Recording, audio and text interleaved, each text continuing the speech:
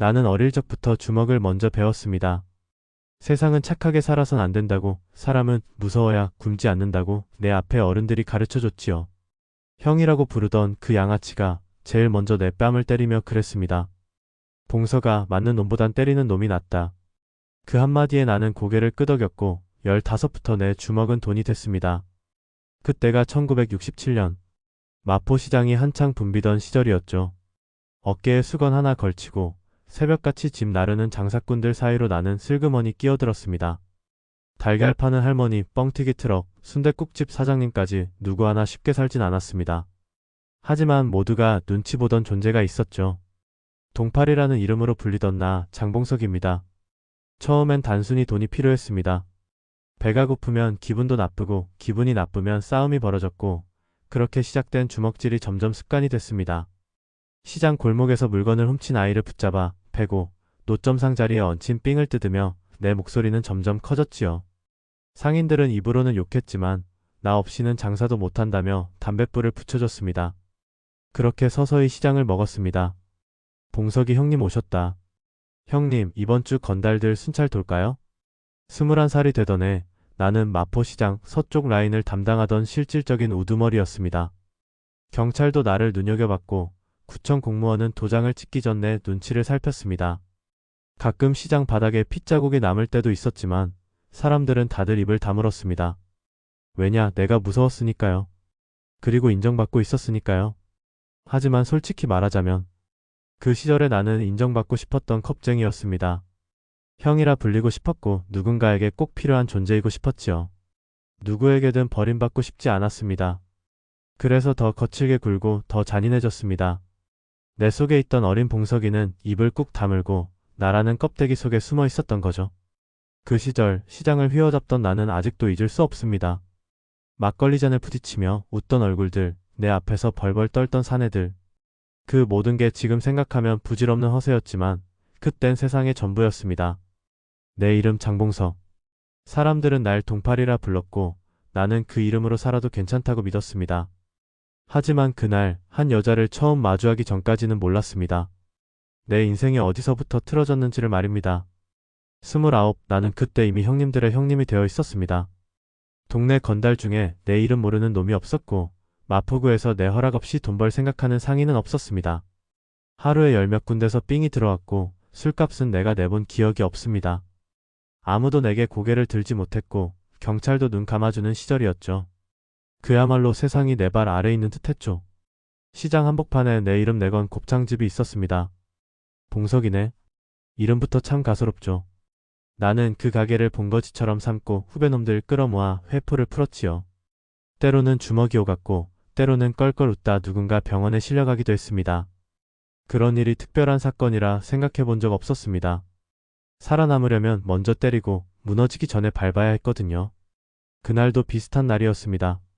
담배 연기 자욱한 곱창집 안, 나랑 서너 명의 후배가 술잔을 돌리고 있을 때였죠.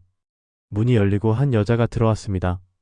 긴 머리를 질끈 묶은 채 빗물에 젖은 운동화를 신은 여자는 눈에 띄게 말랐고 그 눈엔 웬일인지 나를 두려워하는 빛이 없었습니다.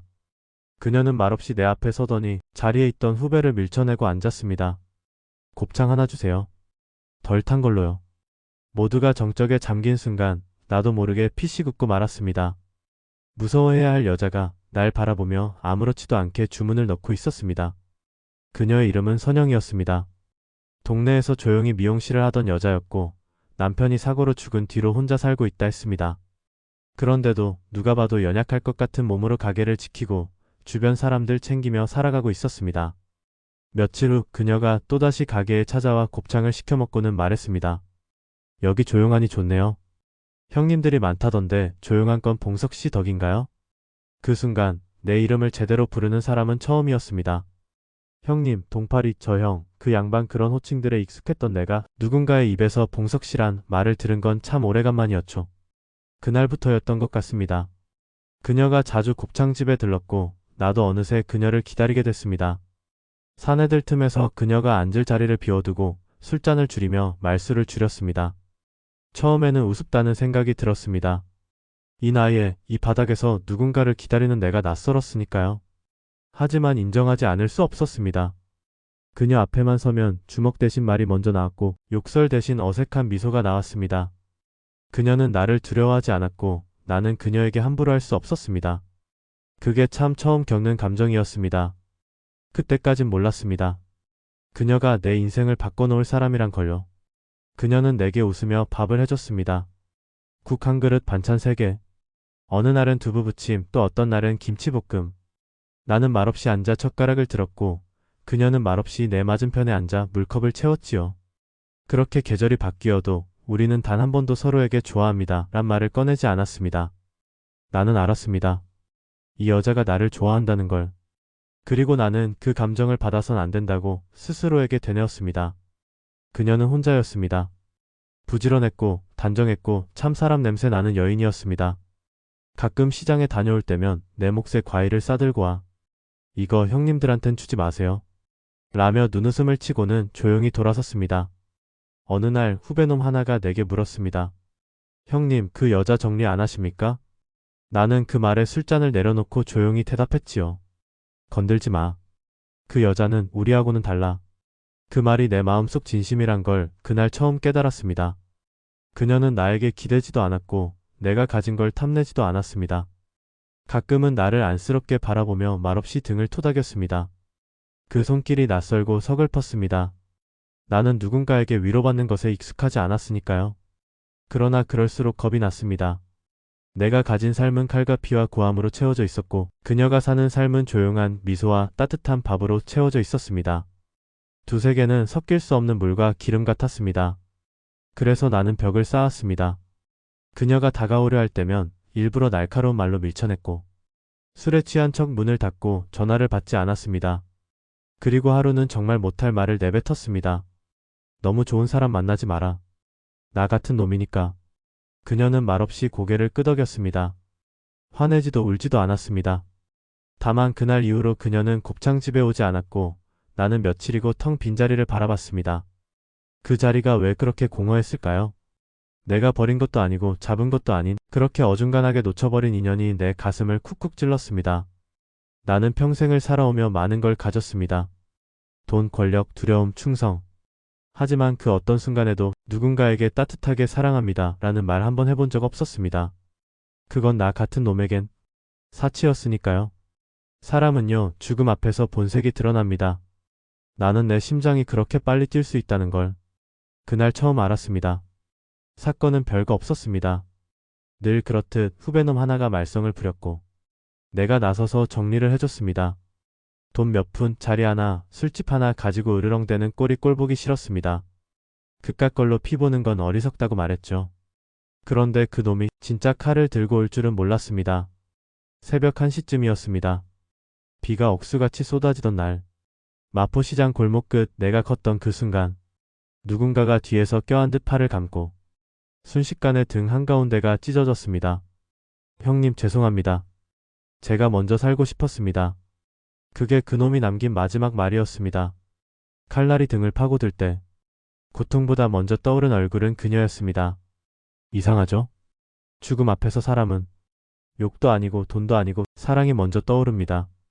나는 피범벅이 된 채 시장 바닥에 쓰러졌습니다. 사람들이 웅성대고 누군가는 어이쿠 동팔이 형님이래라고 속삭였고 누군가는 구급차를 불렀습니다. 의식은 흐릿했고 시야는 붉게 물들어갔습니다. 병원에서 눈을 떴을 땐 몸에 줄이 주렁주렁 달려 있었고 팔 하나가 제대로 들리지 않았습니다. 그리고 그 옆에 그녀가 있었습니다. 밤새 곁을 지켰는지 눈가엔 다크서클이 짙게 내려앉아 있었고 손등엔 피가 마른 흔적이 있었죠. 내 눈을 보자 그녀는 말없이 내 손을 잡았습니다. 괜찮으세요? 그 한마디에 나는 서럽게 울었습니다. 단 한 번도 누구의 걱정을 받아본 적이 없던 내가 그토록 목이 메일 줄은 몰랐습니다. 그녀는 아무 말도 하지 않았고 나는 말없이 눈물을 훔쳤습니다. 그날 나는 주먹보다 따뜻한 손이 더 세다는 걸 처음 알았습니다. 그 손이 없었다면 나는 지금 이 자리에 없었을 것입니다. 그때 나는 처음으로 생각했습니다. 이제는 다시 살아야겠다고요. 칼에 맞고 살아난 그의 조직은 무너졌습니다. 경찰이 들이닥친 것도 아니었고 경쟁 세력에게 털린 것도 아니었지요. 그저 내가 빠지자 녀석들은 뿔뿔이 흩어졌습니다. 결국 이 바닥도 힘 앞에 설 땐 형님이라 불렀지만 내가 약해지니 아무도 날 돌아보지 않았습니다. 형님도 이제 나이 드셨잖아요. 그 말이 마지막이었습니다. 그 후로는 누구 하나 안부 한 통 없었습니다. 같이 목숨 걸고 뛰던 놈들인데 참 웃깁니다. 나는 그렇게 시장에서도 거리에서도 기억에서도 잊혀졌습니다. 그리고 그녀가 내 손을 잡아 끌었습니다. 이제 그만 쉬어요. 제발요. 나는 그녀와 함께 시장 근처 허름한 단칸방으로 이사했습니다. 바닥은 삐걱였고 보일러는 돌릴 때마다 퍽퍽 소리를 냈습니다. 하지만 그 방은 처음으로 내 집 같았습니다. 누가 쫓아오지도 않았고 후배들이 들이닥쳐 술판을 벌이지도 않았습니다. 그녀는 매일 방 청소를 하고 창문에 커튼을 달았습니다. 나는 매일 조용히 앉아 바둑을 뒀습니다. 동네 노인정에 나가 사람들과 말도 섞고 국밥도 사 먹고 그렇게 나도 남들처럼 살아보려고 했습니다. 처음엔 어색했습니다. 아침에 일어나 밥을 먹고 저녁에 드라마를 보고 밤엔 손을 잡고 자는 이 평범한 생활이 어쩐지 죄 짓는 것처럼 느껴졌습니다. 그녀는 종종 묻곤 했습니다. 형님들 이제 다 연락 안 오죠? 나는 씁쓸하게 웃으며 고개를 저었습니다. 그놈들 다 나보다 더 잘 살고 있을 거다. 진심이었는지는 모르겠습니다. 다만 그들이 보고 싶진 않았습니다. 나는 그녀와 조용히 늙어갔습니다. 거리에서 주먹 휘두르던 젊은 날은 먼 과거가 되었고 어느덧 나도 남들처럼 허리 구부정한 노인이 되어갔습니다. 하지만 그녀가 곁에 있어 나는 매일이 덜 외로웠습니다. 어느 날 노인정에서 어떤 할아버지가 내게 말을 걸었습니다. 봉석씨 옛날에 무슨 일 하셨슈? 나는 조금 머뭇거리다가 말했습니다. 장사했슈 곱창 장사 좀 했지라. 그 말에 다들 고개를 끄덕였습니다. 그날 처음으로 나는 내 이름으로 소개받았습니다. 동파리가 아니라 장봉석으로요. 그게 그렇게 뿌듯할 줄은 몰랐습니다. 내가 사람처럼 살아도 괜찮은가? 그 질문에 대한 답을 이제 조금씩 알 것 같았습니다. 처음엔 단순한 깜빡임인 줄 알았습니다. 내가 좋아하던 멸치볶음에 고추장이 들어갔고 지갑은 냉장고 안에서 발견됐습니다. 장보러 나갔다 돌아오는 길에 그녀는 마포역에서 길을 잃기도 했습니다. 왜 이렇게 늦었어? 물으면 내가 장 보러 갔었나? 하고 멍한 얼굴로 대답했지요. 나는 애써 웃었습니다. 늙으면 다 그런 거래. 나도 요즘 이름도 가끔 헷갈려. 하지만 속은 바늘로 찌르듯 불안했습니다. 결정적인 건 어느 저녁이었습니다. 팝상 앞에 앉은 그녀가 김치를 입에 넣고는 말했다지요. 이거 참 맛있네. 누가 만들었어요? 그 김치는 그녀가 아침에 담근 거였습니다. 그 순간 나는 숟가락을 내려놨습니다. 며칠 뒤 병원에 데려갔습니다. 긴 대기 끝에 의사가 조심스럽게 말했습니다. 초기 치매입니다. 다행히 진행은 느린 편이고 약물 치료와 정서적 안정이 중요합니다. 나는 말없이 고개를 끄덕였습니다. 나도 늙었지만 그 말 앞에서는 세상이 무너지는 것 같았습니다. 그녀가 그 미소 많던 여자가 내 이름을 잊게 될지도 모른다는 생각에 숨이 막혔습니다. 집으로 돌아오는 길 그녀는 창밖만 바라봤습니다. 나는 운전대 위에서 손을 꽉 쥐었고 신호가 바뀌는지도 모르고 멍하니 앉아 있었습니다. 그날 밤 처음으로 내가 그녀 손을 붙잡고 말했습니다. 미안하다. 그동안 그 말 참 아꼈습니다. 세상 누구에게도 단 한 번도 진심으로 해본 적 없는 말이었습니다.